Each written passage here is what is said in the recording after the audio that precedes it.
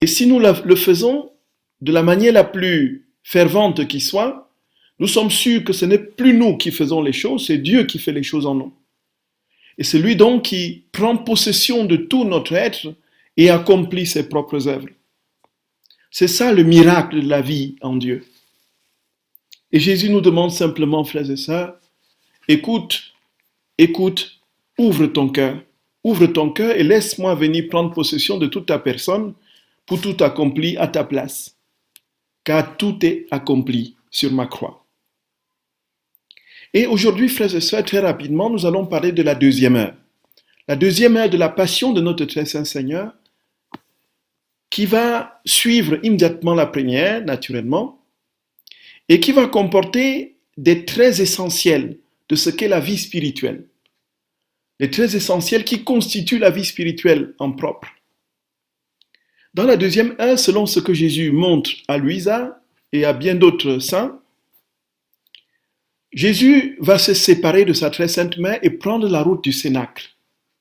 Le Cénacle, c'est ce lieu où les disciples étaient réunis pour le repas dernier de Jésus. Et avant de rejoindre ses disciples au Cénacle, il va dire adieu à sa mère. Et puis, la séparation est le moment crucial justement de cette deuxième heure. Jésus va quitter douloureusement sa mère et se rendre au Cénacle. Nous imaginons, les deux cœurs, frères et sœurs, sont unis. Le cœur de Marie est dans celui de Jésus. Et Jésus ne peut pas ne pas vivre les choses avec sa mère. Mais pourtant, il faut qu'il se sépare de sa mère. Simplement parce que la volonté de Dieu est première. Nous l'avons vu au temple, frères et sœurs, quand Marie et Joseph viennent chercher le petit Jésus au milieu des docteurs. Il va leur répondre, ne savez-vous pas que je dois être au service de mon Père? Donc, la priorité, c'est mon Père. Et nous voyons Jésus quand il demande à Pierre de remettre son couteau au fourreau, lorsqu'il coupe l'oreille de Malchus, il lui dit, si j'avais voulu, j'aurais demandé des légions d'anges à mon Père. Et dans sa prière, au cœur de cette douleur, de cette vision profonde de ce qu'il attend, il va dire, Père, non pas si tu pouvais éloigner de moi cette coupe, mais non pas ce que je veux, mais ce que tu veux. Et ici, frères et sœurs, il n'aurait jamais voulu se séparer de sa mère. Mais pourtant, il a fait parce que la volonté de son Père était première. Nous comprenons le primat de la volonté de Dieu sur nos désirs humains. Et nous comprenons aussi très clairement ce que c'est que la vie spirituelle au fond. Nous, au cours de notre chemin spirituel, nous nouons des affections. Nous marchons avec des attaches. Nous sommes attachés à des réalités qui nous entourent, ou même à des personnes. Quand l'occasion vient de faire la volonté de Dieu, très souvent nous nous surprenons en train de préférer les affections humaines pour telle chose ou pour telle autre. Et on voit avec le jeune homme riche dans la Bible, laisse-moi d'abord enterrer mon père. Laisse-moi aller vendre tous mes biens, des choses comme ça. Va vendre tous tes biens, pardon. Jésus lui dit, et viens me suivre. Mais laisse-moi d'abord enterrer. Et puis pour l'autre jeune homme, il était tellement riche qu'il n'a pas voulu suivre Jésus. Quand Jésus lui a dit de venir, de vendre tous ses biens. Nous voyons des attachements qui nous empêchent de vivre véritablement la vie de plénitude que Dieu veut nous accorder à chacun. C'est une certitude, frères et sœurs bien-aimés dans le Seigneur. Nous ne serons jamais véritablement libres si une seule petite ficelle nous attache aux réalités de ce monde. La véritable liberté en Dieu passe par un détachement, un dépouillement de tout. Et c'est Saint Jean de la Croix qui le dira. L'oiseau, qu'il soit tenu par un câble ou par un mince fil, le résultat est le même. Il ne peut pas s'envoler. Et Jésus donc va se séparer de sa mère de la manière la plus douloureuse qui soit, simplement parce que l'affection est forte et grande. Plus l'affection est grande, plus la séparation est douloureuse. Il n'y a pas eu d'amour aussi parfait dans une création que l'amour du Fils et de sa mère, de Jésus et de sa mère. Comme cet amour était divin, était donc infiniment parfait, pardonnez-moi le terme, la douleur de la séparation était tout aussi infinie et parfaite. Mais pourtant, Jésus s'est séparé. Frères et sœurs bien-aimés, et ici, Louisa, par l'inspiration du Seigneur, nous dit que Jésus l'a fait en réparation pour tous ceux qui préfèrent les affections des créatures à l'amour du Créateur. Et malgré le fait que la Vierge voit son Fils, comprend le projet que Dieu a sur son Fils, voit son Fils aller au-devant du salut de l'humanité, elle ne va pas manquer d'être effondrée. La Vierge Marie va s'effondrer. Il y a quelque chose de douloureux qui transperce son cœur. On a parlé de cette douleur de Marie, mais celle-ci ne figure pas. Mais il y en a plus que cette. Il y a infiniment plus. Tout ce que Jésus a vécu dans sa passion, Marie l'a vécu dans sa chair, dans son cœur spirituel, dans son âme profonde. Et alors, la vive douleur de la très sainte Vierge Marie, au moment où son Fils se sépare d'elle, la pousse, frères et sœurs bien-aimés, à jeter un dernier « mon fils, je te bénis ». Voilà, frères et sœurs, elle est transpercée par la lance de douleur de voir son Fils prendre le chemin qui va le conduire irrémédiablement à la croix. Et Jésus va parcourir ensuite les rues avec certains de ses disciples. Selon ce que Louisa nous dit, il va leur montrer les différents endroits où il va vivre sa passion, où il sera déshonoré, humilié et torturé. Et il va dire à ses apôtres, complètement attristés, que bientôt, dès demain, au coucher du soleil, il ne sera plus là. Il dit, ma vie est sur le point de s'éteindre, ici-bas, comme le soleil est sur le point de se coucher. Demain, à pareille heure, je n'y serai plus. Et il précise, en définitive, mais je ressusciterai le 3e jour. Il dit, courage, ne vous laissez pas abattre, je serai avec vous toujours. Cependant, il est nécessaire que je meure pour le bien de tous. Voilà ce que Jésus leur dit, frères et sœurs bien-aimés. Et ensuite, pourquoi Jésus fait-il cela? Pourquoi a-t-il pris la peine de marcher dans les rues de Jérusalem pour montrer les différents endroits à ses disciples? Comprenons d'abord, d'emblée, frères et sœurs bien-aimés, dans le Seigneur, que tout ce que Jésus fait, tout ce qu'il dit, tout ce qu'il pense, a une valeur de salut. Jésus ne fait rien pour rien. Quand il marche, il sauve une âme. Un pas de Jésus sauve une âme. Une respiration de Jésus sauve une âme. Parce qu'il est Dieu. Il est Dieu. Il est Dieu. Et il porte en lui l'humanité tout entière. Et chaque chose qu'il fait, un regard qu'il pose sur quelqu'un, sur une réalité, sauve une âme. Un geste de la main, du doigt, sauve une âme. Tout en Jésus contribue au salut de l'humanité. Ça, c'est le préalable, frères et sœurs bien-aimés. Tous les pas de Jésus au cours de ses 33 années d'existence, tous les pas travaillaient à notre salut. Les mains de Jésus qui rabotaient travaillaient à notre salut. Ainsi de suite, ainsi de suite. On peut multiplier par l'infini tout ce qu'il a fait et dit. Mais ce qui est sûr, c'est que Jésus n'a pas vécu en vain. Et quand donc, si on part de ce préalable, quand il parcourt les rues de Jérusalem pour montrer à ses apôtres les endroits où il sera humilié et déshonoré, c'est pour réparer, frères et sœurs bien-aimés, pour ceux qui marchent vers leur perte, pour réparer pour tous ceux qui, au-delà des déboires et des désillusions de la vie, s'obstinent à ne pas se tourner vers le Créateur. Je reprends ici très précisément les termes de Louisa.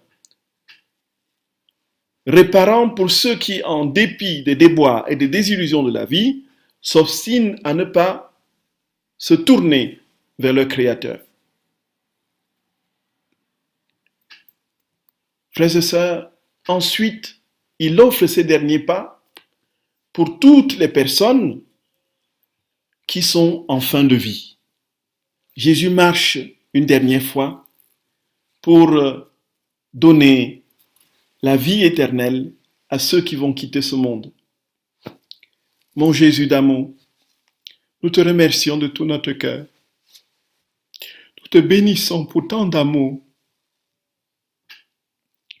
Nous ne serons jamais à mesure de comprendre tout cet amour que tu as manifesté pour chacun de nous. Jésus, nous t'en supplions, donne-nous de comprendre combien nous sommes aimés. Et en comprenant combien nous sommes aimés, apporte-nous la guérison que nous attendons tant, Seigneur Jésus. Je t'en supplie, roi d'amour, je t'en supplie, de toute mon âme, de tout mon cœur, de tout notre cœur, nous te supplions. Jésus d'amour, écoute nos prières. Et Jésus, frères et sœurs bien-aimés, ensuite va observer Jérusalem, et Jérusalem qui est en train de préparer le vendredi saint. Nous sommes le jeudi. Jérusalem qui est en train de préparer le bois de la croix. Jérusalem qui est en train de ciseler les clous qui vont transpercer ses mains et ses pieds. Jérusalem qui est en train de préparer les fouets avec au bout des lamelles qui vont déchirer son corps divin. Jésus voit tout cela et selon ce qui nous est dit, il va pleurer sur Jérusalem. Et nous le voyons déjà dans l'Écriture pleurer sur Jérusalem. Il pleure, frères et sœurs, il pleure sur Jérusalem. Et ceci est clair, il pleure sur Jérusalem, il frémit. Frères et sœurs, comme nous l'avons dit, même ces pleurs travaillent à sauver les âmes, concourent à sauver les âmes. Alors, s'il fait cela, s'il frémit, il répare, frères et sœurs bien-aimés, les ingratitudes des hommes, leur indifférence, leur dureté de cœur, leur incapacité à s'émouvoir devant la souffrance et de Dieu et de leur prochain. Il répare pour tous les bourreaux de la terre, du monde, ceux qui viendront même après nous, ici, frères et sœurs. Il répare pour tous ceux qui font le mal. Et en conclusion, frères et sœurs bien-aimés dans le Seigneur, que retenons-nous?